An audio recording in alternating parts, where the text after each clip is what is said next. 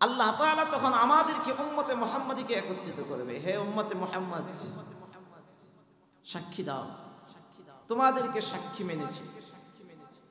পয়গম্বর নূহ কি তার যথাযথ দায়িত্ব পালন করেছে? তখন আমরা উম্মতে মুহাম্মাদীরা সাক্ষ্য দিবে, আল্লাহ হ্যাঁ, নবী নূহ, পয়গম্বর নূহ তার যথাযথ দায়িত্ব পালন করেছে, তার দায়িত্বের ক্ষেত্রে কোনো ত্রুটি ছিল না। তোমার বাণী তারা পৌঁছিয়ে দিয়েছেন। তিনি বলেছেন লা ইলাহা ইল্লাল্লাহ তুফলিহুন, এই কথা বলেছেন।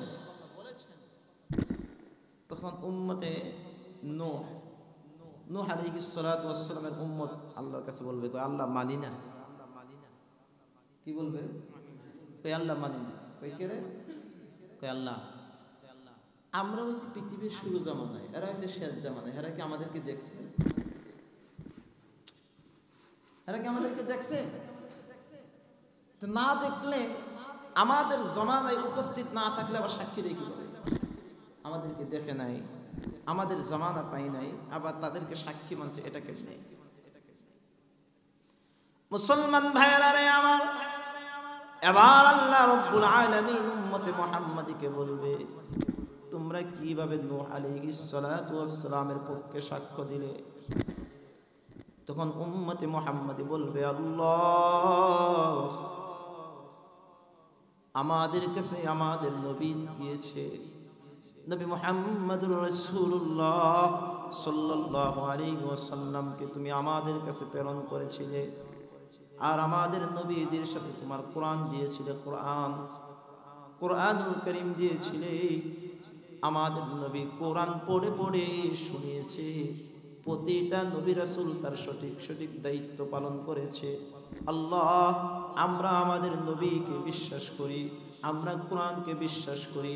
আমার কোরআনে আল্লাহ যা নাজিল হয়েছে সব সত্য, আমার রাসূল যা বলেছে সব সত্য, এর ভিতরে কোনো কিছু মিথ্যার সংমিশ্রণ নাই। এই জন্যে আমরা সাক্ষ্য দেই, পয়গম্বর নূহ যা বলেছে, পয়গম্বর নূহ তার দায়িত্ব।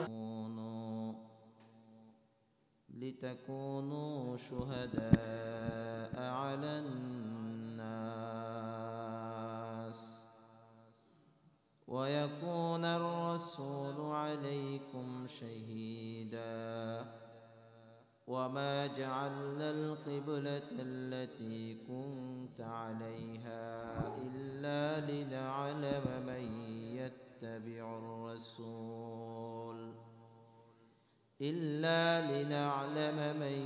يتبع الرسول ممن ينقلب على عقبيه وإن كانت لكبيرة إلا على الذين هدى الله وما كان الله ليضيع إيمانكم إن الله بالناس لرؤوف رحيم. بارك الله لنا ولكم في القرآن العظيم ونفعنا وإياكم بالآيات والذكر الحكيم. صدق الله مولانا العظيم وصدق رسوله النبي الكريم ونحن على ذلك من الشاهدين والشاكرين والحمد لله رب العالمين.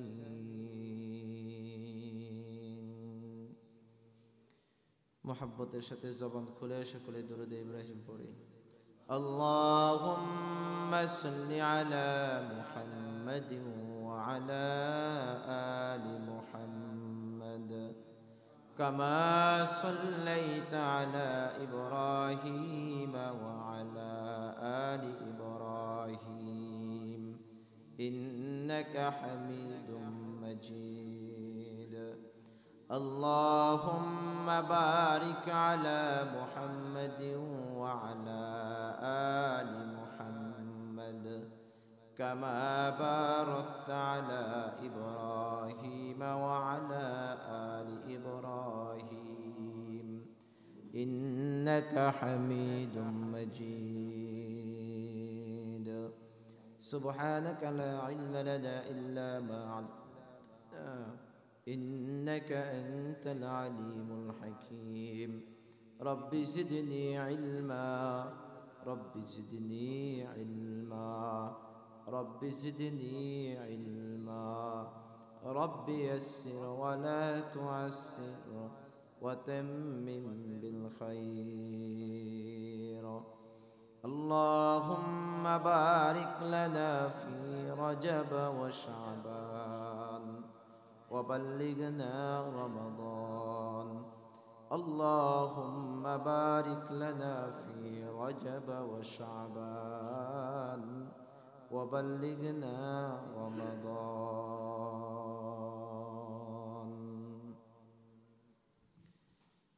الحمد لله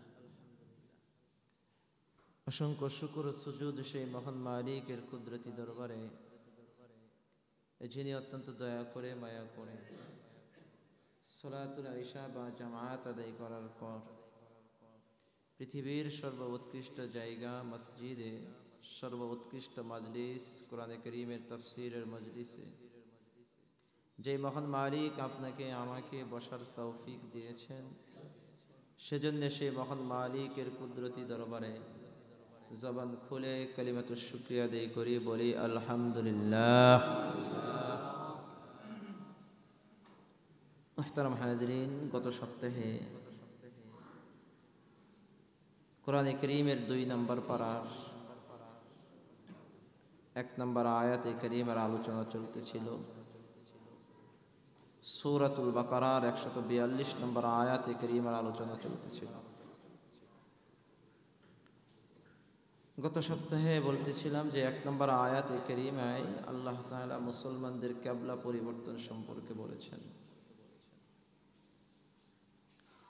নবী মুহাম্মদুর রাসূলুল্লাহ সাল্লাল্লাহু আলাইহি ওয়াসাল্লাম হিজরত করে যখন মদিনায় গেলেন তখন নবীজি নামাজ পড়ছিলেন কোন দিকে? বাইতুল মাকদিস, মসজিদুল আকসার দিকে। হিজরতের 16 থেকে 15 থেকে 17 মাস পরে আল্লাহ তাআলা আয়াত নাযিল করলেন, কিবলা নির্ধারণ করলেন আল্লাহ তাআলা বাইতুল্লাহর দিকে। কোন দিকে? বাইতুল্লাহর দিকে। এই যে কিবলা পরিবর্তন কেন? আল্লাহ তাআলা কিবলা পরিবর্তন করলেন কেন? তাফসীরের কিতাবের ভিতরে কয়েকটা কারণ লেখে। 1 নম্বর কারণ হলো যে এই কিবলা এটা আগে থেকেই মুসলমানদের কিবলা বাইতুল্লাহ ছিল। কোন দিকে ছিল? বাইতুল্লাহ ছিল। তো পরবর্তীতে আল্লাহ তাআলা এটাকে মসজিদুল আকসার দিকে করেছিলেন। কেন করেছিলেন এটা আয়াতে আসবে, এই কারণটা আয়াতে আসবে যে আল্লাহ তাআলা কিছু মানুষকে পরীক্ষা করার জন্য এই কাজ করেছিলেন। 2 নম্বর কারণ কিবলা পরিবর্তনের, সেটা হলো যে রাসূলুল্লাহ সাল্লাল্লাহু আলাইহি ওয়াসাল্লাম যখন মসজিদুল আকসার দিকে তিনি ফিরে নামাজ আদায় করেন, নবীজির দিলের তামান্না ছিল বাইতুল্লাহ। নবীজির দিলের তামান্না কোন দিকে ছিল? বাইতুল্লাহ ছিল। আল্লাহর রাসূলকে খুশি করার জন্য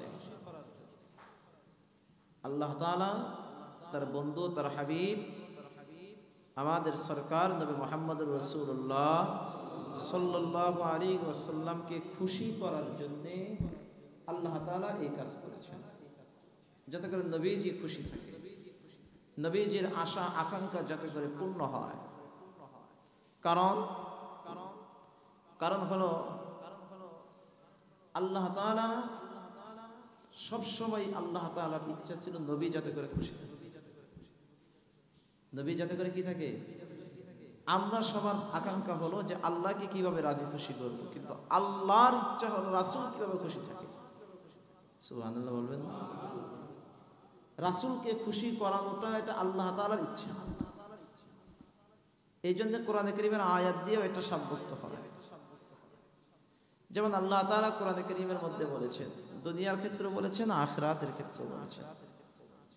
আল্লাহ তাআলা সূরাতুদ দুহার ভিতরে বলেছেন, وَلَسَوْفَ يُعْطِيكَ رَبُّكَ فَتَرْضَىٰ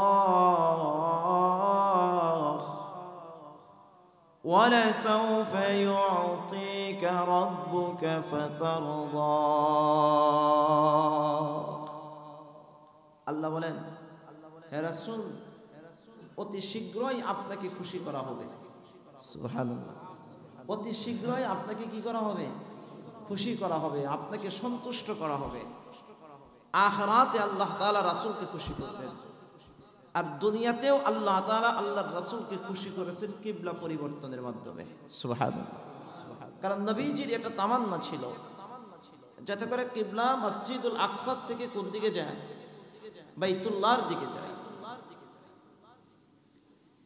3 নম্বর কারণ যে কিবলা এটাকে আল্লাহ তাআলা সেদিকে করলেন কারণ কি? এক কথায় আল্লাহ তাআলা কিবলা সেদিকে একদিকে নির্ধারণ করলেন, চতুর্দিকে করে নাই। আল্লাহ তাআলা তো করতে পারতেন যে মধ্যপ্রাচ্যের জন্য একদিক, ভারতের উপমহাদেশের জন্য আরেক দিক, ইউরোপ কান্ট্রির জন্য আরেক দিক, করতে পারতেন না? আল্লাহ তাআলা নির্দিষ্ট করে আলাদা আলাদা করে করতে পারতেন, কিন্তু কিবলাকে একদিকে নির্ধারণ করলেন যাতে করে মুসলমানদের ঐক্য, একতা সৃষ্টি হয় এবং মুসলমান সবাই একদিকে ফিরে নামাজ পড়বে, ইবাদত করবে। এটা কেমন জানি আল্লাহ তাআলা আদেশ করলেন যে বান্দা, বাইতুল্লাহ এটা হলো আমার ঘর। কি? বাইতুল্লাহ এটা আমার ঘর, আর নামাজ হইল ইবাদত। নামাজ কি? ইবাদত বন্দেগী। বাইতুল্লাহ হলো আমার ঘর, আর এই বাইতুল্লাহর উপরে আমার তাজাল্লি, আমার নূর কি হয়? পতিত হয়, নাজিল হয়। বাইতুল্লাহর উপরে আল্লাহ তাআলার নূর, আল্লাহ তাআলার রহমত, আল্লাহ তাআলার দৃষ্টি। সেজন্য আল্লাহ তাআলা আমাদেরকে আদেশ করলেন, তোমরা আমার সেই ঘরের দিকে ফিরেই নামাজ পড়ো। সুবহানাল্লাহ। যেমন সূরা কুরাইশ, এই সূরা তো সবাই কম বেশ পারি। সূরা কুরাইশ আল্লাহ তাআলা বিবরণ দিলেন, فَلْيَعْبُدُوا رَبَّ هَذَا الْبَيْتِ الَّذِي أَطْعَمَهُم مِّن جُوعٍ وَآمَنَهُم مِّنْ خَوْفٍ। ফালইয়াবুদু, তারা যেন ইবাদত করে। ফালইয়াবুদু শব্দের অর্থ কি? তারা যেন ইবাদত করে। কারা? অর্থাৎ এই মানুষগুলা, আমরা। ফালইয়াবুদু, তারা যেন ইবাদত করে। রব্ব হাযাল বাইত, এই ঘরের রবের ইবাদত তারা যেন করে। সুবহানাল্লাহ, সুবহানাল্লাহ। এই ঘরের যিনি মালিক, এই বাইতুল্লাহর যিনি মালিক, এই খানায়ে কাবার মালিক কে? আল্লাহ। অর্থাৎ তারা যেন এই ঘরের মালিকের ইবাদত করে। সুতরাং আল্লাহ তাআলা বলে দিলেন, এই খানায়ে কাবা হলো আমার ঘর, সুতরাং তোমরা আমার ঘরের দিকে ফিরিয়েই কি করো? নামাজ পড়ো, যাতে করে মুসলমানদের কিবলা এক থাকে, এর ভিতরে কোনো মতভেদ, অনৈক্য যাতে করে কোনোভাবেই সৃষ্টি না হয়। কারণ মুসলমানদের রব কয়জন? মুসলমানদের রব এক, মুসলমানদের আল্লাহ এক। সুতরাং মুসলমানরা ইবাদত করবে একদিকে ফিরে। সুবহানাল্লাহ। একদিকে ফিরে কি করবে? ইবাদত করবে। এই জন্য আল্লাহ তাআলা এই কিবলা পরিবর্তন করলেন। এখন আসেন এই সূরাতুল বাকারার 143 নম্বর আয়াতে কারীমায় রব কি বলেন। এখানে আল্লাহ তাআলা আমাদেরকে যে সর্বশ্রেষ্ঠ উম্মত বানিয়েছেন, এর কারণ আল্লাহ তাআলা আমাদেরকে পুরস্কার দিচ্ছেন। আল্লাহ বলেন, وَكَذَلِكَ جَعَلْنَاكُمْ أُمَّةً وَسَطًا وَكَذَلِكَ جَعَلْنَاكُمْ أُمَّةً وَسَطًا لِتَكُونُوا شُهَدَاءَ عَلَى النَّاسِ وَيَكُونَ الرَّسُولُ عَلَيْكُمْ شَهِيدًا। আল্লাহ বলেন, ওয়াকাযালিকা, এমনি ভাবে, বলেন না, অকাযালিকা শব্দের অর্থ কি? আবার বলেন, অকাযালিকা শব্দের অর্থ কি? এমনি ভাবে। তো এমনি ভাবে, এই এমনি ভাবে শব্দের ভিতরে একটা প্রশ্ন আছে, কেমনি? এমনি ভাবে মানে কি? কেমনি আসে কিনা? আচ্ছা, এই অকাযালিকার তাফসীর কি? আল্লাহ বলতেছেন এমনি ভাবে, তার মানে এখানে কোন কারণ আগে কিছু আছে, যে এটা কোন এক আঙ্গিকে বা কোন একটা পরিপ্রেক্ষিতে শব্দটা আসছে, যে অকাযালিকা। আল্লাহ তাআলা এখানে বলতেছেন এমনি ভাবে। কিভাবে? প্রশ্ন হলো কি, অকাযালিকা এমনি ভাবে, তো এটার প্রত্যুত্তরে কি হয়? কিভাবে, এটাই তো আসে। তাহলে কিভাবে, এটা বুঝতে হলে একটু বুঝতে হবে আগের আয়াতে। আল্লাহ তাআলা বলেন, ও বান্দা, যেমনি করে আল্লাহ তাআলা কিবলাকে পরিবর্তন করলেন। কিবলা পরিবর্তন করেছেন কে? আল্লাহ। কিবলা কেন পরিবর্তন করলেন? কিবলাটা যেখানে অবস্থান, ভৌগোলিক, সারা পৃথিবীর যে ভৌগোলিক যে অবস্থানটা, খানায়ে কাবা পৃথিবীর সেন্টার। খানায়ে কাবা পৃথিবীর একদম মধ্যখানে। আপনি যেদিক দিয়ে এই পৃথিবীকে মাপেন না কেন, চুল পরিমাণ এদিক সেদিক হবে না। ঠিক খানায়ে কাবা যতটুকু ঘর, আল্লাহর ঘর যতটুকু, এই পুরা মসজিদুল হারাম না, যারা বাইতুল্লাহ গিয়েছেন, পুরা মাতাফ না, বা পুরা মসজিদুল হারামের এরিয়া না, কোনটু? খানায়ে কাবা, বাইতুল্লাহ, যেই কালো গিলাফে আবৃত যেই ঘরটুকু, এই খানায়ে কাবা, এই ঘরটুকু হলো পৃথিবীর একদম সেন্টার। যেদিক দিয়ে মাপেন, এই খানায়ে কাবা এই সেন্টারে, পৃথিবীর সেন্টারে অবস্থিত। আর এই খানায়ে কাবাতেই আল্লাহ তাআলার নূর অবতীর্ণ হয়। সুবহানাল্লাহ বলবেন না? এক হাদিসে পাকের ভিতরে আসছে, নবী মুহাম্মদুর রাসূলুল্লাহ সাল্লাল্লাহু আলাইহি ওয়াসাল্লাম হাদিসের ভিতরে বলেন, প্রতিদিন আল্লাহ তাআলার আসমান থেকে, রবের তরফ থেকে 120টা রহমত এই পৃথিবীর উপর নাযিল হয়। এর ভিতরে 70টা রহমত নাযিল হয় আল্লাহর ঘরে। আল্লাহ তাআলার ঘর এখানে, এটা এমন একটা ঘর, যে ঘরের ভিতরে আপনি যা দোয়া করবেন সব কবুল। এর ভিতরে কি নাই? কোনো সন্দেহ নেই। অনেকেই জীবনে অনেক কিছু পেয়েছেন, যিনারা গিয়েছেন, দোয়া এখানে কবুল। এমন একটা ঘর। তো এই যে আল্লাহর ঘর, আর আল্লাহ তাআলা এই ঘরটাকে কিবলা বানাইলেন। এই ঘরের উপরে আল্লাহ তাআলা রহমত, নূর, তাজাল্লি নাযিল হয়। হ্যাঁ, এই যে যেভাবে কিবলা পরিবর্তন করেছেন, ঠিক তেমনি ভাবেই, কারণ কিবলা পরিবর্তনের ইচ্ছা একমাত্র কাজ আল্লাহর। নবীর তামান্না ছিল, বাস্তবায়ন করেছেন আল্লাহ। নবীর হাজারো তামান্না যদি থাকতো, আল্লাহ যদি পরিবর্তন না করতো, তাহলে কি কিবলা হইতো? এটা হইতো না। কিন্তু পরিবর্তন করছেন কে? আল্লাহ।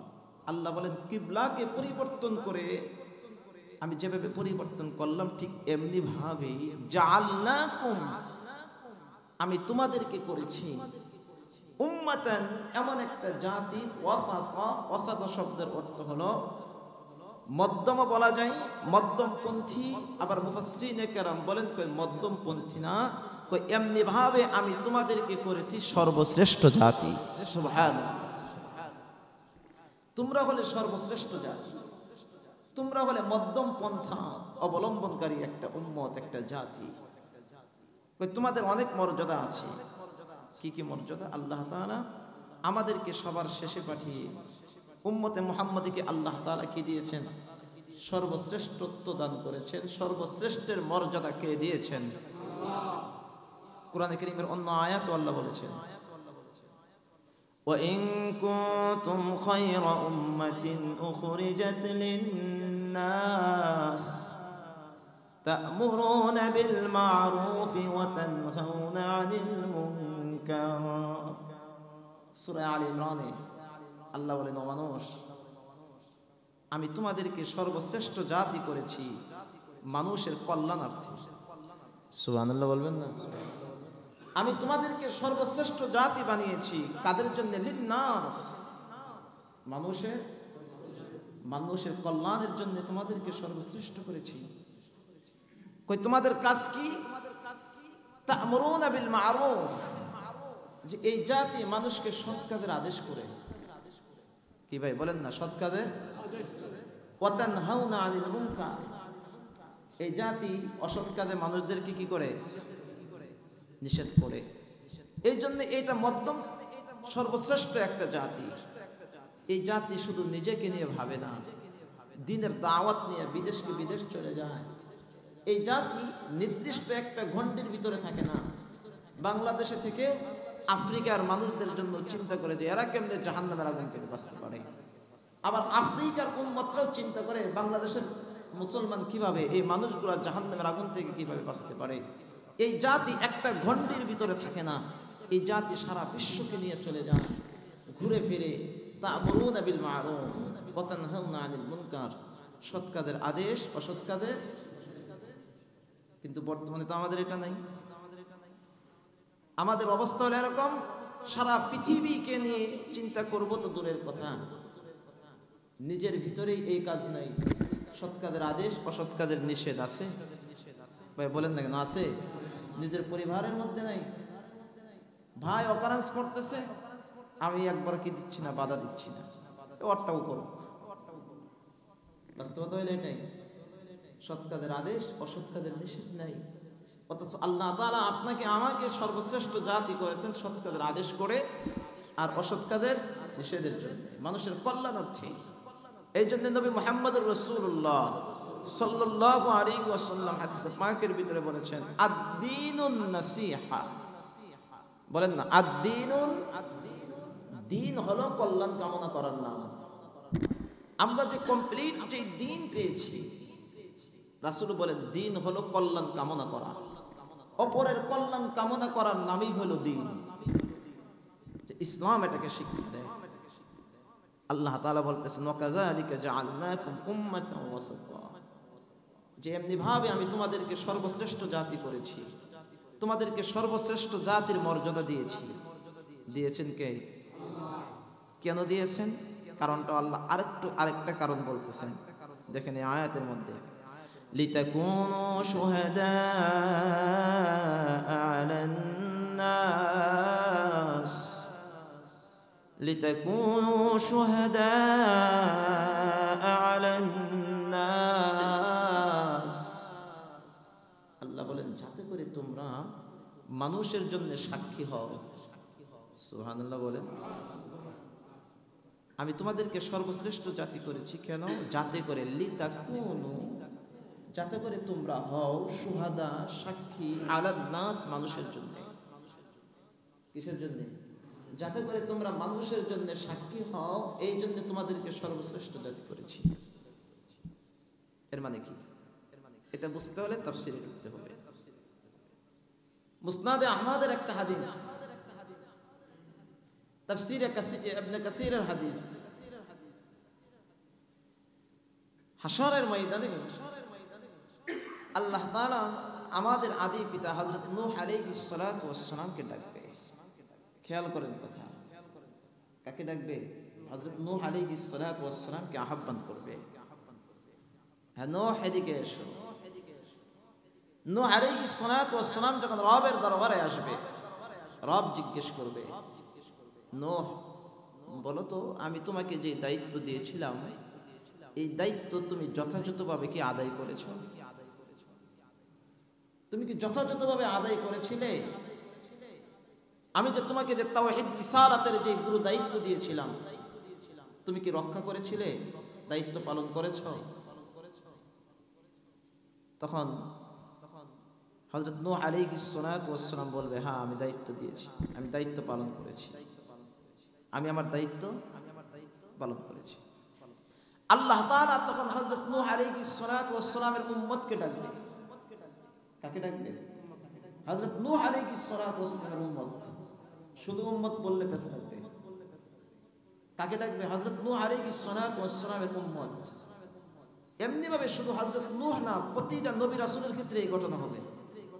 বলেন প্রত্যেকটা নবী রাসূলের কি হবে? এই ঘটনা হবে।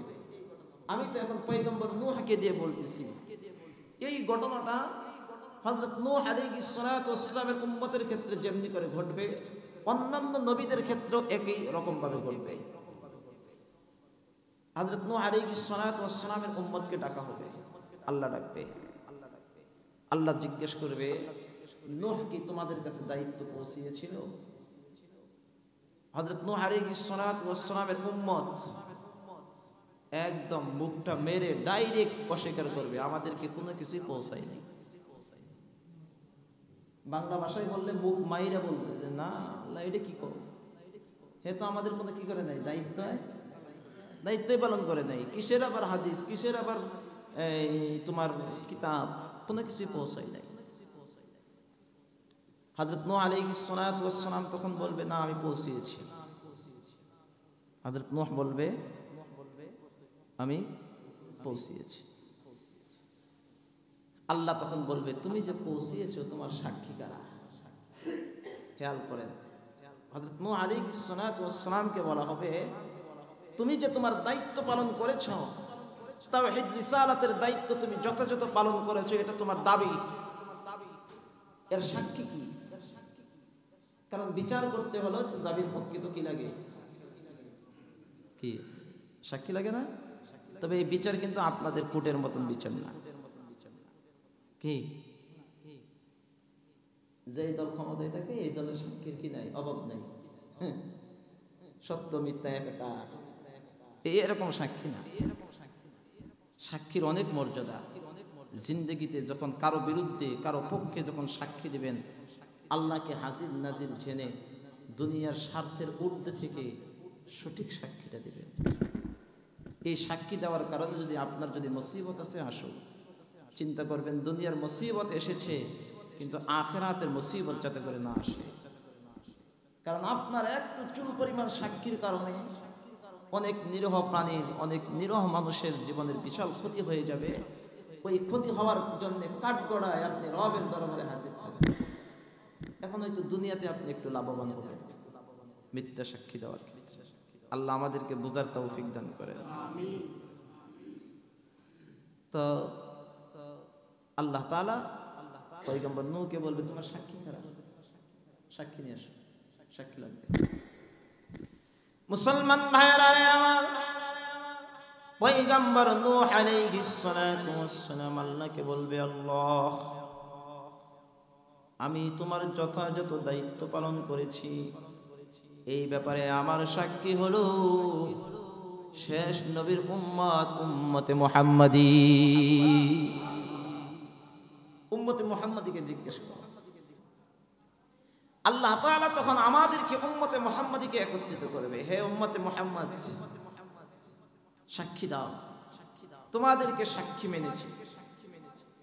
পয়গম্বর নূহ কি তার যথাযথ দায়িত্ব পালন করেছে?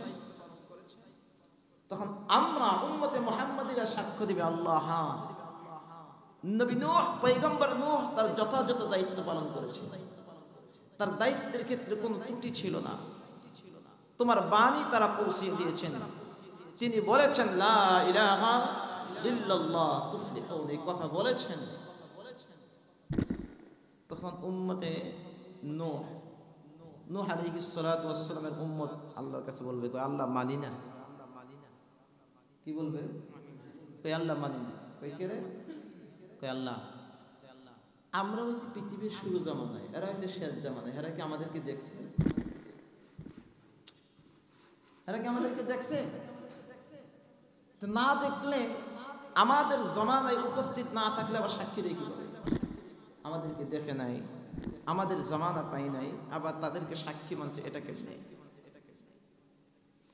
মুসলমান ভাইরা রে আমার, এবার আল্লাহ রাব্বুল আলামিন উম্মতে মুহাম্মাদিকে বলবে তোমরা কিভাবে নূহ আলাইহিস সালাতু ওয়াস সালামের পক্ষে সাক্ষ্য দিলে?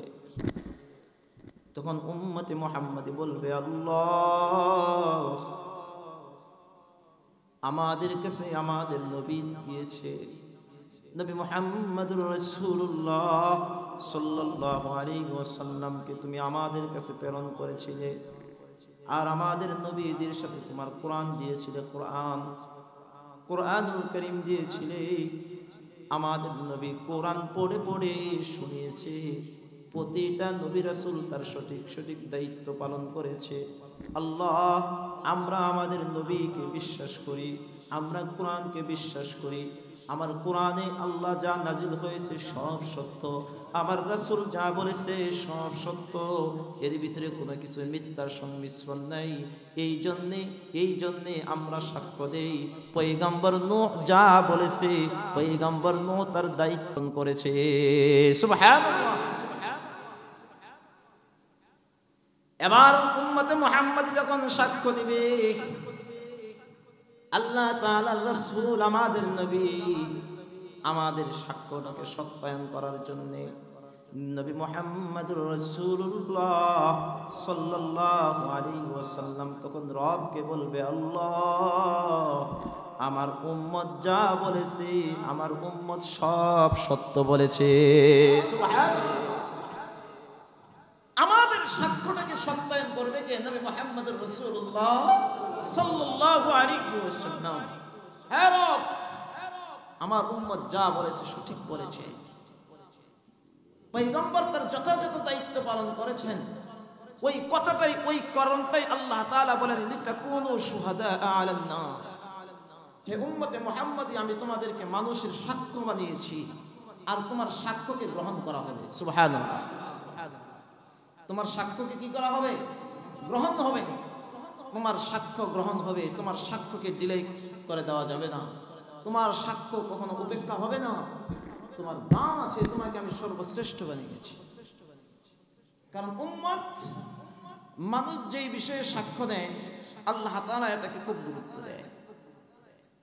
আরেকটা হাদিস আসছে,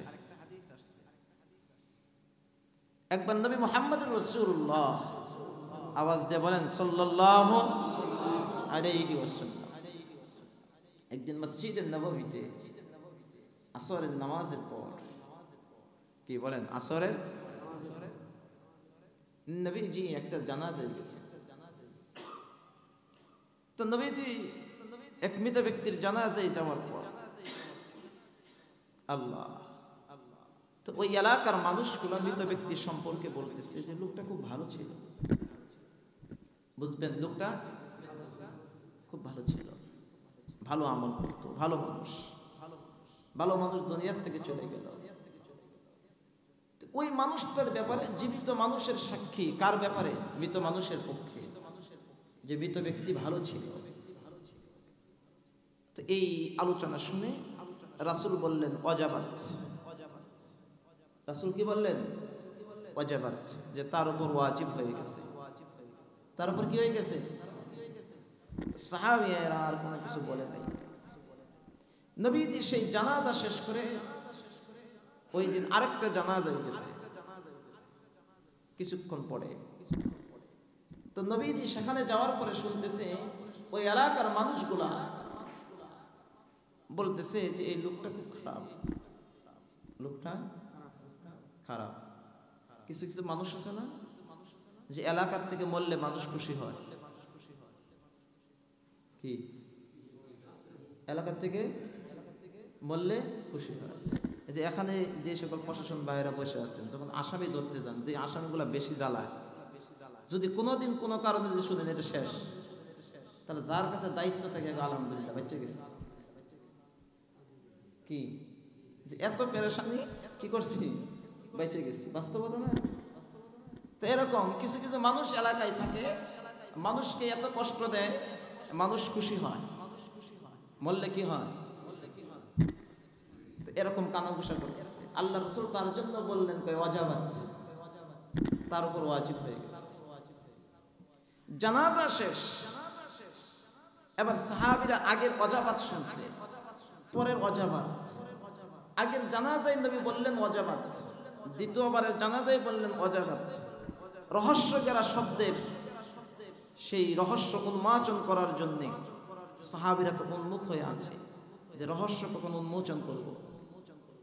জানাজা শেষ হয়ে গেছে, এবার সাহাবীরা রাসূলকে প্রশ্ন করে, ইয়া রাসূলুল্লাহ, দুনো জানাজায় আপনি দুই ধরনের কমেন্ট শুনে শব্দ একটাই উচ্চারণ করেছেন, ওয়াজাবাত মানে কি বুঝলাম না। নবী মুহাম্মদ রাসূলুল্লাহ সাল্লাল্লাহু আলাইহি ওয়াসাল্লাম বলেন, ভাই শোনো, প্রথম জানাজা, যে জানাজার ক্ষেত্রে মানুষ যে মৃত ব্যক্তিকে ভালো বলেছে, প্রশংসা করেছে, তার আখলাক ভালো ছিল, যার আখলাকের ক্ষেত্রে এলাকার প্রতিটা মানুষ সাক্ষ্য দিয়েছেন, ওই এলাকার উম্মতে মুহাম্মাদের সাক্ষ্যকে আল্লাহ তাআলা গ্রহণ করে নিয়ে তার জন্য জান্নাত ওয়াজিব করে দিয়েছে। আর দ্বিতীয় জানাজায় এলাকার মানুষ সবাই যখন বলেছেন মন্দ, আল্লাহ তাদের সাক্ষ্যটাকেও গ্রহণ করে তার জন্য জাহান্নাম ওয়াজিব করে দিয়েছেন। নাউযুবিল্লাহ। কারণ উম্মতের সাক্ষ্য গ্রহণযোগ্য, উম্মতের সাক্ষ্য কি গ্রহণযোগ্য। আপনারা যখন আসামি ধরতে যান, যে ভালো একটা ধরে ফেলছে, এরকম ভুল হয় না? ভুল হয়। তা হঠাৎ করে এলাকার সবাই এসে কি করতেছেন, এটা এর মতো ছেলে হয় না, হয় কি না? সবাই যখন বাধা দেয়, তখন তো আপনাদের কাছে ওই এলাকার সব মানুষের সাক্ষ্য গ্রহণ হয় না? সবাই যখন ভালো বলতেছে, এটা আবার কেমনে ধরি? এর তো ধরা যায় না, ছেড়ে দেবে, ঠিক আছে। তো মানুষের সাক্ষ্য দুনিয়াতেও কিছু ক্ষেত্রে কি হয়, গ্রহণযোগ্য হয়। আর আল্লাহ আমাদেরকে সার্টিফিকেট দিচ্ছেন যে উম্মতে মুহাম্মাদের সাক্ষ্য গ্রহণযোগ্য। এই জন্য চরিত্রের বড় দাম কি ভাই, আখলাকের বড় দাম।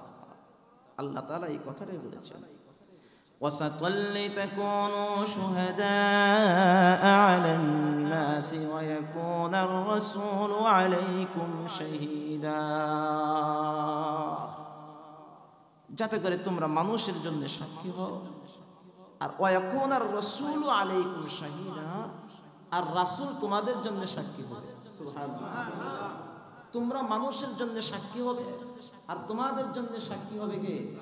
ওই যে বললাম, আমরা যখন সাক্ষী দেব, তখন আমাদের সাক্ষীকে সত্যায়ন করবে কে? নবী মুহাম্মদুর রাসূলুল্লাহ সাল্লাল্লাহু আলাইহি ওয়াসাল্লাম। আর রাসূল যখন সাক্ষী দিবে, তখন সাথে সাথে সাক্ষী কবুল। সুবহানাল্লাহ। তখন সাথে সাথে সাক্ষী কি কবুল। আল্লাহ এখন পরের আয়াতের শেষাংশ বলে, وَمَا جَعَلْنَا الْقِبْلَةَ الَّتِي كُنْتَ عَلَيْهَا إِلَّا لِنَعْلَمَ مَن يَتَّبِعُ الرَّسُولَ مِمَّن يَنقَلِبُ عَلَى عَقِبَيْهِ। আল্লাহ বলেন, খেয়াল করেন, ওয়ামা জাআলনাল কিবলা, আমি কিবলাকে করি নাই, আল্লাতী কুনতা আলাইহা, ইতিপূর্বে তোমরা যেদিকে ফিরে নামাজ পড়েছো সেদিকে আমি কিবলা করি নাই, ইল্লা, তবে করেছিলাম এই জন্য। বুঝতে পারছেন তরজমা? ওয়ামা জাআলনাল কিবলাতাল্লাতী, আমি কিবলা বানাইনি। বলেন, ওয়ামা জাআলনাল কিবলা, আমি কিবলা বানাইনি, আল্লাতী যা কুনতা আলাইহা, ইতিপূর্বে তোমরা যেদিকে ফিরে নামাজ পড়েছিলে সেদিককে আমি কিবলা বানাই নাই। তবে ইল্লা বলে কই, তবে আমি বানিয়েছিলাম, ইস্তিসনা, ইল্লা হারফে ইস্তিসনা, কই ইল্লা তবে বানিয়েছিলাম এই কারণে, কারণটা উল্লেখ করতেছেন। কই কি কারণে? যে মাইয়াত্তাবিউর রাসূল, যাতে করে আমি একটু জাস্টিফাই করে দিতে পারি কে রাসূলকে অনুসরণ করে। সুবহানাল্লাহ বলেন, কে রাসূলের অনুসরণ করে, মিম্মাই ইয়ানকালিবু আলা আকিবাই, আর কে রাসূলের থেকে মুখ ফিরিয়ে নেয়। দুই ব্যক্তিকে জাস্টিফাই করার জন্য আল্লাহ তাআলা কিবলা পরিবর্তন করেছেন। দুই ব্যক্তিকে, দুই শ্রেণীর মানুষকে জাস্টিফাই করার জন্য আল্লাহ তাআলা কি করেছেন? কিবলা পরিবর্তন করেছেন। যে আমি ওই কিবলাকে পরিবর্তন করেছি শুধু এই জন্যে, যাতে করে জাস্টিফাই হয়ে যায় কে রাসূলের অনুসরণ করে আর কে রাসূলের থেকে মুখ ফিরিয়ে নেয়। কে রাসূলের থেকে, এর মানে কি? এখন আসেন তাফসিরে দেখেন। খানায়ে কাবা বাইতুল্লাহ, এটা তো আগে কোন দিকে ছিল? কিবলা ছিল কোন দিকে? বাইতুল্লাহর দিকে। আর এই বাইতুল্লাহকে মক্কার কাফের মুশরিকরাও কিন্তু অনেক সম্মান করত। কথা বুঝাইতে পারি? মক্কার কাফেররা পর্যন্ত বাইতুল্লাহকে তারা কি করত? সম্মান করত। তারা তাদের সর্বোচ্চ সম্মান তারা করত। কিন্তু তাদের সম্মানের পদ্ধতি ভুল ছিল। তারা সেখানে গিয়ে উলঙ্গ হয়ে নাউজুবিল্লাহ তোয়াফ করতে, এই করতো সেই করতো, কিন্তু এগুলা করাটাই তাদের কাছে সম্মানের কি ছিল? মাপকাঠি ছিল। কথা বুঝেন নাই? যেমন আপনাদের কাছে সম্মান দেওয়ার মাপকাঠি কি? মৃত ব্যক্তির কবরের সামনে গিয়ে 2-3টা লাথি দিবেন, বন্দুকটা উপরে দিক ধরবেন, হাই হাই কই কতক্ষণ চিল্লাইবেন, এটা হচ্ছে আপনারা সম্মান দেওয়ার মাপকাঠি। কি এটা কি বেয়াজ্জতির জন্য ওখানে এগুলা করে, না সম্মান দেওয়ার জন্য করে? এমন ভাবে চিল্লাইব, ওই আল্লাহ তাআলা বলছে না যে কিছু কিছু আওয়াজ গতকালকে বলেছি গাদার চাইতেও খারাপ। গতকালকে জুমার বয়ানে গেছে না, ইন্না আনকারাল আসওয়াতি লাসাউতুল হামির। কবরের সামনে গিয়ে 2-3টা লাথি দিব, হাই হো কয়টা ডাক দিব, এটা কি করা? এটা কি জন্য করে? সম্মান দেওয়ার জন্য করে না? এটার পদ্ধতি করে সম্মান দেওয়ার জন্য। আল্লাহ তো ওরকম হয়, ওই ওরা যে বিবস্ত্র অবস্থায় আল্লাহর ঘরেকে তোয়াফ করে কি দিত? সম্মান দিত, কিন্তু মূলত কি দিত? সম্মান করত। এখন সম্মানের পদ্ধতিগত কোনটা, এটা তো ভুল ছিল, এটা এভাবে তো সম্মান হতে পারে না। কিন্তু রুচি নষ্ট হয়ে গেলে যা হয়, এখন আমাদের রুচি নষ্ট হয়ে গেছে, বা দায়িত্ব বা চাকরি করতে ও পেট বাঁচাইতে, এবং কিছু কিছু স্যার আছে ঠিক আছে সম্মান দেবেন, তোর লাত্তি ভালো করে দিতেছে। দিলের হালত একমাত্র কে জানে? আল্লাহ জানে। আল্লাহ এই জাতিকে আল্লাহ তাআলা আমাদেরকে যথাযথ বুঝদান করেন, বলে না? বলে না? এগুলা সম্মানের পদ্ধতি হতে পারে না। সম্মানের পদ্ধতি, একটা মানুষকে যদি সম্মান দিতে চান তাহলে এই মানুষের জন্য দোয়া করেন। একটা মানুষকে যদি ভালোবাসেন তাহলে মৃত ব্যক্তির জন্য দোয়া করেন, কান্নাকাটি করেন, কোরআন তিলাওয়াত করেন, নামাজ পড়েন, দান সদকা করেন। যা করলে সে কবরে শান্তি পাবে, তাহলে না সম্মানের মাপকাঠি বোঝা যাবে তাকে আমি ভালোবাসি। কি রাগ করছেন আপনারা? না, আপনাদের কাছে অনেক সময় কথা বলতে তো ডর লাগে, কারণ আপনারা তো অনেক শিক্ষিত মানুষ। আল্লাহ আমাদেরকে বুঝদান করেন। তো মক্কার কাফের মুশরিকরা কি করত? খানায় কাবাকে তারা সম্মান করত, দিল থেকে সম্মান করত। মক্কার মুসলমানরা তো আরো করত। কথা বুঝেন নেই? আর এই মক্কার কাফেররাই তো মুসলমান হয়েছে। কথা বুঝবেন? মুসলমান হয়েছে, সাহাবী হয়েছে কারা? কাফেররা হয়েছে না? এখন আবার কয়েন না কেউ আল্লাহ আস্তাগফিরুল্লাহ আলিয়াজুল্লাহ, আবার কেউ কয়েন না যে আবার আমার এবার টাক লাগাই দেন না যে হুজুর সাহাবীকে কাফের কইছে আলিয়াজুল্লাহ। কারণ কথা যে কোন দিক দিয়ে কিভাবে কাটছে এটা হয় বড় মুশকিল। তো মক্কার এই কাফেররা আল্লাহ রাসূলের কি হয়েছে? সাহাবী হয়েছে। এই যে সাহাবী হয়েছেন, কথা বুঝেন, এই সাহাবী হওয়ার পরে এই মানুষগুলা সাহাবী হওয়ার আগেও বাইতুল্লাহকে সম্মান করত, আর বাইতুল্লাহ মুসলমান হওয়ার পরে বুঝে থাকলে বলবেন এই আল্লাহর ঘরের দিকে সম্মান তার বাড়ছে না কমছে? বাড়ছে না? তাহলে মক্কায় মুসলমান হওয়ার আগে তার যতটুকু লিমিট ছিল, তার সাথে মুসলমান হওয়ার পরে বাইতুল্লাহর প্রতি তার সম্মান আরো অনেক বাড়ছে। আল্লাহ বলেন আমি এই সকল মুসলমানদেরকে টেস্ট করার জন্য আমি কিবলাকে নির্ধারণ করেছিলাম যে মাত্র মুসলমান হইছো, হিজরত করে মদিনায় গেছো, এখন তোমার আসল জায়গাটাকে আমি পরিবর্তন করে দেখলাম যে দেখি তুমি তোমার রাসূলকে মানো নাকি তোমার ওইদিকে ফিরে তুমি নামাজ পড়ো। কারণ এটা হলো দেখার বিষয় যে আল্লাহর রাসূল যা বলেছেন এটা মানার নামই হলো দ্বীন আর ইসলাম। রাসূল যা বলেছেন, আল্লাহ যা বলেছেন, এটা মানার নামই কি? দ্বীন আর ইসলাম। হ্যাঁ, রাসূল বলেছেন আমার দিলের ভিতরে বাইতুল্লাহর মহব্বত আছে, ঠিক আছে। আল্লাহ যখন বলেছেন, রাসূল বলেছেন, ঠিক আছে আমি এদিকে ফিরে নামাজ পড়ব, তাহলে বোঝা যাবে যে তুমি রাসূলকে অনুসরণ করো। তাহলে বোঝা যাবে তুমি রাসূলকে অনুসরণ করো। আর যদি অনুমতি দেওয়ার পরেও, নির্দেশ দেওয়ার পরেও যদি না মানো, তাহলে বোঝা যাবে তুমি রাসূলকে মানো না। আল্লাহ বলেন এটাকে টেস্ট করার জন্য আমি মক্কার মানুষদেরকেও পরীক্ষা করার জন্য কিবলা পরিবর্তন করেছি, সাহাবীদেরকেও পরীক্ষা করার জন্য আমি কিবলা পরিবর্তন করেছি। আবার অপরদিকে মদিনার ইহুদি নাসারাদেরকেও পরীক্ষা করার জন্য কিবলা পরিবর্তন করেছি। কারণ ওরা তো এতদিন তাদের সেই বাইতুল মাকদিসের দিকে ফিরে নামাজ পড়তেছিল, তারা তো অনেক খুশি ছিল। খুশি ছিল না? ইহুদি তারা কি ছিল? অনেক খুশি ছিল তো এখন যখন পরিবর্তন হয়ে গেল তখন দেখা যায় যে রাসূলকে মানে কি মানে না। কারণ আল্লাহর রাসূল যা বলেছেন, রাসূল কখনোই কোনো কথা নিজের স্বার্থে বা নিজের ইচ্ছায় কখনোই বলে না। সুবহানাল্লাহ বলেন। যা বলেছেন কার আদেশে বলেছেন? ওয়ামা ইয়ানতিকু আনিল হাওয়া ইন হুয়া ইল্লা ওয়াহয়ুন ইউহা আল্লামাহু শাদীদুল কুওয়া যু মিররাতিন ফাস্তাওয়া। আল্লাহ বলতেছেন ওমা ইয়ানতিকু আনিল হাওয়া, রাসূল যা বলেছেন তার জবান দিয়ে যা বলেছেন, একটা কথাও একটা কাজও নিজের ইচ্ছা অনুযায়ী নিজের মন গড়া করে নাই। যা কিছু করেছেন কার আদেশে? আল্লাহর আদেশে করেছেন। সুতরাং ওইদিকে ফিরে রাসূল নামাজ পড়েছেন, এটা কার আদেশে ছিল? আল্লাহর আদেশে ছিল। এই জন্য কিবলা পরিবর্তন করে মিম্মাইয়ান কলিবু আলা আকিবা, যে এখন কোন ইহুদি আল্লাহকে মানে রাসূলকে মানে এটা পরীক্ষা করার জন্য আমি কি করেছি? এই কিবলা পরিবর্তনের আদেশ দিয়েছি। সুবহান আল্লাহ এই কথাটাই বলেন, মান ইয়াত্তাবিউর রাসূল মিম্মান ইয়ানকলিবু আলা আকিবাইহি, কে রাসূলকে অনুসরণ করে আর কে রাসূলের থেকে মুখ ফিরায় নেয়, এটা পরীক্ষা করার জন্য আল্লাহ তাআলা কিবলা পরিবর্তনের কি দিয়েছেন? আদেশ দিয়েছেন। আল্লাহ এখন বলেন وَإِن كَانَتْ لَكَبِيرَةً إِلَّا عَلَى الَّذِينَ هَدَى اللَّهُ وَإِن كَانَتْ لَكَبِيرَةً إِلَّا عَلَى الَّذِينَ هَدَى اللَّهُ।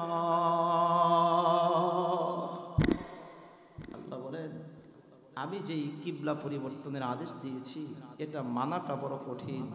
ও ইনকানা, যদিও এটা লাকাবিরাতান, অনেক কঠিন। এই কিবলা পরিবর্তনের আদেশ মেনে নেওয়াটা এটা যদিও অনেক কঠিন, কারণ ওই যে ইহুদি নাসারা এতদিন পর্যন্ত তাদের দিকে ছিল, এখন পরিবর্তন হয়ে গেছে। এতদিন পর্যন্ত আপনি একটা ফ্ল্যাটে ছিলেন, হঠাৎ করে গিয়ে যদি আমি ওই ফ্ল্যাটে আপনারা বের করে দিয়ে যদি উঠি, এটা মাইনে নেওয়া এত সহজ নয়। কি কথা বোঝেন নাই? এতদিন গণভবনে ছিলেন, বাইরে গেছেন গা, তারপরও দেন না বাইরে গিয়ে কি জ্বালাইতেছেন আমগো, কারণ এখন তো মানতে পারতেছেন না যে আমি বঙ্গভবন থেকে বাইরে গেছি। হ্যাঁ, এত সহজ না দুনিয়াটা। আল্লাহ বলেন ওয়াইন কানাত লাকাবীরাতান ইল্লা আলাল্লাযীনা হাদাল্লাহ, একটা বিষয় এতদিন সেদিকে ছিল আর আজকে হঠাৎ করে আমি চেঞ্জ করে দিয়েছি, আর এটা তারা এত সহজে মেনে নেবে, বিষয়টা এরকম এত সহজ নয়, অনেক কঠিন। ওয়াইন কানাত লাকাবীরাতান, যদিও এই বিষয়টা মেনে নেওয়া অনেক কঠিন, তবে হ্যাঁ কাদের জন্য সহজ? ইল্লা আলাল্লাযীনা হাদাল্লাহ, ইল্লা আলাল্লাযীনা হাদাল্লাহ, তবে আল্লাহ যাদেরকে হেদায়েত দান করেন তাদের জন্য এটা মেনে নেওয়া অনেক সহজ। সুবহানাল্লাহ।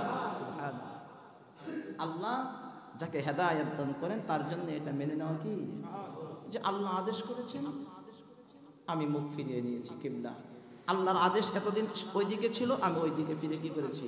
নামাজ পড়েছি। হ্যাঁ, আল্লাহ যাকে হেদায়েত দেয় তার জন্য আল্লাহ তাআলার আদেশ মেনে নেওয়াটা কি সহজ। এখন আসেন আয়াতের শেষের দিকে, এখানে একটা শানে নজুল আছে। ওয়ামা কানা আল্লাহু লিইউযিআ ঈমানাকুম ওয়ামা কানা আল্লাহু লিইউযিআ ঈমানাকুম, আল্লাহ বলেন ওয়ামা কানা আল্লাহ, আল্লাহ করবে না লিইউযিআ ঈমানাকুম, আল্লাহ তাআলা তোমাদের ঈমান আর তোমাদের আমলকে নষ্ট করবে না। এটা হলো তরজমা। বলেন ওয়ামা কানা আল্লাহু লিইউযিআ ঈমানাকুম, আল্লাহ তোমাদের ঈমান আমলকে কখনোই কি করবে না? নষ্ট। এর মানে কি? এই আয়াতের সাথে সম্পৃক্ত কি? এখানে একটা শানে নজুল আছে, ছোট্ট শানে নজুল। শানে নজুল হলো যখন বাইতুল্লাহর এই কিবলা পরিবর্তন হয়ে গেল, কিবলা পরিবর্তন হওয়ার পরে মুসলমান সাহাবীরা তো এক বাক্যে কিবলা মেনে নিয়েছেন। সাহাবীরা কিবলা কি করেছেন? মেনে নিয়েছেন। শুধু মেনেই নেই নাই, যখন যেভাবে যে শুনেছে সে সেভাবেই মেনে নিয়েছেন। এক্সাম্পল শুনে, নবীজির উপরে যখন কিবলা পরিবর্তনের আদেশ আসলো, তখন এক সাহাবী নবীজির সাথে নামাজ পড়তেছিলেন ওই সময়তে।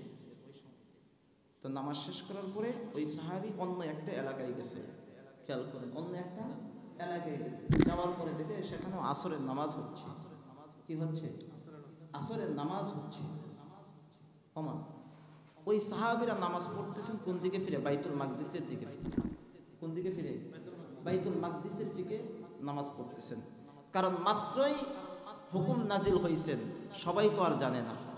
আর এখন তো ইন্টারনেট নাই যে ব্রেকিং নিউজ দিয়ে দিবে যে সবাই জেনে ফেলবে, এরকম তো ছিল না। তো সবাই তো জানে না। তো সাহাবী রাসূলের সাথে নামাজ পড়তেছিলেন, নামাজ পড়ার পরে অন্য এলাকায় গেছেন। যাওয়ার পরে দেখে ওই এলাকার মানুষ বাইতুল মাকদিসের দিকে ফিরে কি করে? নামাজ পড়ে। তো এখন সে নামাজের ভিতরে বাহির থেকে ডাক দিছে, কয় আল্লাহ, আল্লাহর কসম, কয় আমি তো নবী মুহাম্মদুর রাসূলুল্লাহ সাল্লাল্লাহু আলাইহি ওয়াসাল্লামকে বাইতুল্লাহর দিকে ফিরে নামাজ পড়তে দেখেছি।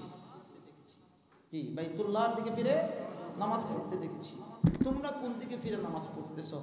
খেয়াল করেন, তার আগে আরেকটা বুঝেন, ভৌগোলিক যে অবস্থানটা, মসজিদুল হারাম থেকে নিয়ে মক্কা, মক্কাতুল মুকাররমা আর মদিনা মুনাওয়ারা। মক্কাতুল মুকাররমার উত্তর দিকে হলো মদিনাতুল মুনাওয়ারা। ভৌগোলিক অবস্থান মক্কাতুল মুকাররমা, উত্তর দিকে কি? মদিনাতুল মুনাওয়ারা। আর মদিনার উত্তর দিকে হলো মসজিদুল আকসা।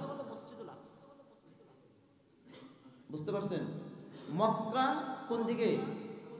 মক্কার উত্তর দিকে হলো মদিনা, আর মদিনার উত্তর দিকে হলো মসজিদুল আকসা। এদিকে ফিরে যখন নামাজ পড়তেছিল, তো সিরিয়াল যেটা ছিল, এটা আপনারা বাইতুল্লাহ যখন গেছেন, এখনো তো বাইতুল্লাহতে ছেলে মেয়েরা একসাথে মসজিদে হারামের ভিতরে কি হয়? নামাজ হয়। নামাজ তো হয়, হচ্ছে। তো এখন কাতারটা কিভাবে ছিল? প্রথমে ছিল ইমাম, তারপরে ছিল সাহাবীরা পুরুষ, তারপরে নাবালক বাচ্চারা থাকলে, সবার শেষে থাকতো কি? মহিলারা। তো এইভাবে কাতারের সিস্টেম, আর এখনো এই সিস্টেমই আছে। যখন আপনি যদি কখনো ঘরের ভিতরে যদি জামাতের সাথে নামাজ পড়েন কোনো জরুরতের কারণে পরিবারকে নিয়ে, তাহলে প্রথমে আপনি, তারপরে আপনার ছেলে অর্থাৎ পুরুষরা যে থাকে, তারপরে আপনার বিবি, আপনার মেয়েরা থাকবে, মহিলারা একদম সবার কি থাকবে? শেষে থাকবে। এমনকি আপনার ছেলে যদি নাবালেগ হয় তাহলে কিন্তু আপনার পরে থাকবে, মহিলাদের আগে থাকবে। ছেলে যদি কি হয়? নাবালেগ হয়, তাহলে কিন্তু মহিলাদের কি থাকবে? আগে থাকবে। এখন ওই সাহাবী পিছন দিক দিয়ে যখন হাত মারছে যে আল্লাহ, আল্লাহর কসম, আমি তো দেখেছি নবী মুহাম্মদুর রাসূলুল্লাহ সাল্লাল্লাহু আলাইহি ওয়াসাল্লাম কোন দিকে ফিরে নামাজ পড়তেছেন? বাইতুল্লাহর দিকে। এই কথা শুনে সাথে সাথে ইমাম সাহেব একটা সেকেন্ডও দেরি করে নাই, হের চেহারা ঘুরাই ফেলছে। সুবহানাল্লাহ। চেহারা কি করছেন? ঘুরাই ফেলছেন। এই ঘুরাই ফেলছেন, যে মাত্র চেহারা ঘুরাইছে পিছনে ছিল মহিলাদের কাতার। এখন এই মহিলাদের কাতার উল্টা দিক হয়ে গেছে, আর ইমাম সাহেব এসে করছে কি? সবার পিছনে। তারপরেও তারা এইভাবে ফিরে কি করছে? নামাজ শেষ করছে। নামাজ শেষ করছেন, কারণ সাহাবী তো এটা। আর একটা মানুষ সাক্ষ্য দিয়েছেন, তাদের দিলের ভিতরে এটা ছিল, আরে একটা মুসলমান তো কখনো মিথ্যা কথা বলতে পারে না, আর একটা মুসলমানের সাক্ষ্য তো গ্রহণযোগ্য। একটা মুসলমানের সাক্ষ্য কি? আর এখন বর্তমানে আমাদের অবস্থা হলো কোনো মানুষ সত্য কথা বলতে পারে না। এরা মুসলমান আর হিন্দু যাই হোক, আমাদের অবস্থানটা হলো কোনো মানুষ বলতে পারে না, সত্য কথা বলতে পারে না। সত্য কথা বলে গেছে। আর আগেরকার থিওরি ছিল মুসলমান কখনো মিথ্যা কথা বলতে পারে না। সে মুসলমান হবে আর সে মিথ্যা কথা বলবে, এটা হতে পারে না, কারণ মুসলমান কখনো মিথ্যা কথা বলতে পারে না। এই পরিমাণ মানছি। শানে নজুল হলো এই যে অবস্থাটা, খেয়াল করেন, হিজরতের কত মাস পরে কিবলা পরিবর্তন হয়েছে? 16, 15 থেকে 17 মাস। আচ্ছা, এই যে পরিবর্তনের আগে সাহাবীরা তো নামাজ পড়ছেন, নামাজ পড়ছে না? আচ্ছা, যখন পরিবর্তন হয়েছে কিছু সাহাবী তখন জীবিত ছিল, আর এই পরিবর্তন হওয়ার আগে কিছু কিছু সাহাবী ইন্তেকালও করছে, মারাও গিয়েছিল। কিন্তু প্রশ্নের জবাবটা দিবেন যারা পরিবর্তন হওয়ার আগে নামাজ পড়েছিল তারা কোন দিকে ফিরে নামাজ পড়ে গিয়েছে? মসজিদুল আকসার দিকে ফিরে তারা নামাজ পড়েছে, তাদের জিন্দেগি শেষ করেছে মসজিদুল আকসার দিকে। তো যখন আয়াত নাযিল হয়ে গেল তখন ওই সকল সাহাবীর আত্মীয় স্বজনরা পেরেশান হয়ে গেল, হ্যাঁ তাহলে এতদিন পর্যন্ত আমাদের ওয়ারিশ আত্মীয় স্বজন বাপদাদারা যে নামাজগুলো পড়ে গেল তাহলে কি তাদের নামাজ নষ্ট হয়ে গেল? তাহলে কি তাদের নামাজ কবুল হবে না? এই একটা পেরেশানির ভিতরে পড়ে গেল, তাহলে তাদের কি হবে? মদিনার মুসলমানরা বনে নাজ্জার গোত্রের 2 জন মুসলমান ছিল, তারা এই পেরেশানিতে পড়ে গেলেন, আরে আমার তো বাপদাদারাকে চলে গেছেন কিন্তু তারা তো মসজিদুল আকসার দিকে ফিরে নামাজ পড়েছেন, আল্লাহ তো এখন কিবলা পরিবর্তন করে ফেলেছেন, তাহলে তাদের কি উপায়টা হবে? তাদের নামাজ কি কবুল হবে না? আল্লাহ আয়াত নাযিল করে জানিয়ে দিলেন, ও সাহাবীরা চিন্তা করিও না, আগের সাহাবীরা মসজিদুল আকসার দিকে নামাজ পড়েছেন, এই আদেশটা তো আমারই ছিল, তারা ওদিকে ফিরে যত নামাজ পড়েছেন তাদের সকল নামাজ আল্লাহ কবুল করে নিয়েছেন। ওয়ামা কানা আল্লাহু লিয়ুযীআ ঈমানাকুম ওয়ামা কানা আল্লাহু লিয়ুযীআ ঈমানাকুম, আল্লাহ বলেন তোমাদের ঈমান আমল কখনোই কি করা হবে না, নষ্ট করা হবে না। কেন? ইন্নাল্লাহা বিন-নাসি লারাউফুর রাহিম ইন্নাল্লাহা বিন-নাসি লারাউফুর রাহিম। আল্লাহ বলেন নিশ্চয় আল্লাহ মানুষের প্রতি ক্ষমাশীল আর দয়াশীল। সুবহানাল্লাহ। আল্লাহ মানুষের প্রতি কি দয়াশীল, আল্লাহ মানুষের প্রতি কখনোই কি করে না, জুলুম করে না। আল্লাহর দয়া মায়া অনেক বেশি। তোমরা মনে করতেছো আমল বুঝি নষ্ট হয়ে যাবে, এই কারণে না জানি আখিরাতের ময়দানে তারা ধরা খায়। না, ধরা খাওয়ার কোনো কি নাই, প্রশ্ন নাই, ধরা খাওয়ার কোনো টেনশন নেই। তারা ওদিকে ফিরে যত নামাজ পড়েছে আল্লাহ সব কবুল করে নিয়েছেন। আল্লাহ হলেন দয়াশীল, আল্লাহ মায়াশীল, আল্লাহ গফফার, আল্লাহ সাত্তার। মালিকের চাইতে দয়াশীল আর কেউ নেই। আল্লাহ আমাদের সবাইকে হেদায়েত দান করেন। আজকে একটা আয়াতই ইনশাআল্লাহ আগামী সপ্তাহে আরেকটা আয়াতগুলো অনেক লম্বা। আল্লাহ আমাদের সবাইকে তাফসীরের জন্য কবুল করেন, বলি আমিন।